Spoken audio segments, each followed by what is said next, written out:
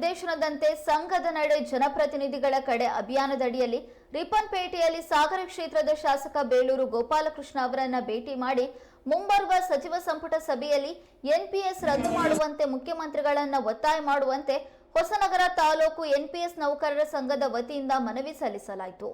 ಮನವಿ ಸ್ವೀಕರಿಸಿದ ಶಾಸಕರು ಸಕಾರಾತ್ಮಕವಾಗಿ ಸ್ಪಂದಿಸಿ ಶಾಸಕಾಂಗ ಸಭೆಯಲ್ಲಿ ಮುಖ್ಯಮಂತ್ರಿಗಳ ಗಮನ ಸೆಳೆಯೋದಾಗಿ ಹಾಗೂ ನಮ್ಮ ಸರ್ಕಾರ ನಿಶ್ಚಿತ ಹಳೆ ಪಿಂಚಣಿಯನ್ನ ಮರುಜಾರಿ ಮಾಡಲು ಬದ್ಧವಾಗಿದೆ ಎಂದು ಹೇಳಿದರು.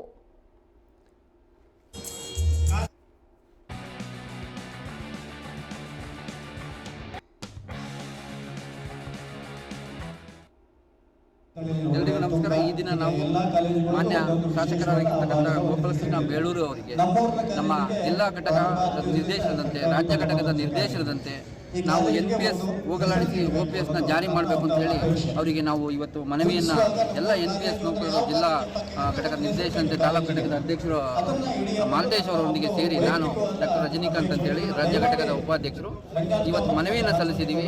ನಾವು ಮೊನ್ನೆ 6ನೇ ತಾರೀಕು ಈ CM ಜೊತೆಗೆ ಸಭೆಯನ್ನು ಮಾಡಿದಾಗ ಅವರು ಮುಂದಿನ ಕ್ಯಾಬಿನೆಟಲ್ಲಿ ಇದನ್ನು ಇಟ್ಟು ನಾವು ತೀರ್ಮಾನ ಮಾಡ್ತೀವಿ ನಾವು ಭರವಸೆ ನೀಡಿದ್ದ ಹಿನ್ನೆಲೆಯಲ್ಲಿ ನಮ್ಮ ರಾಜ್ಯಾಧ್ಯಕ್ಷರು ಶಾಂತರಾಮ್ ತೇಜ ಅವರ ಮಾರ್ಗದರ್ಶನದಂತೆ ಇವತ್ತು ನಾವು ಏನು ಮನವಿಯನ್ನು ಕೊಟ್ಟಿದ್ದೀವಿ. ದಯಮಾಡಿ ರಾಜ್ಯ ಸರ್ಕಾರ ಈ ನಿಟ್ಟಿನಲ್ಲಿ ಕ್ರಮವನ್ನು ಕೈಗೊಂಡು ನಮಗೆ OPSನ ಜಾರಿ ಮಾಡ್ತಾರೆ ಅಂತ ನಾವು ಭರವಸೆಯೊಂದಿಗೆ ಇವತ್ತು ಮನವಿಯನ್ನು ಕೊಟ್ಟಿದ್ದೀವಿ.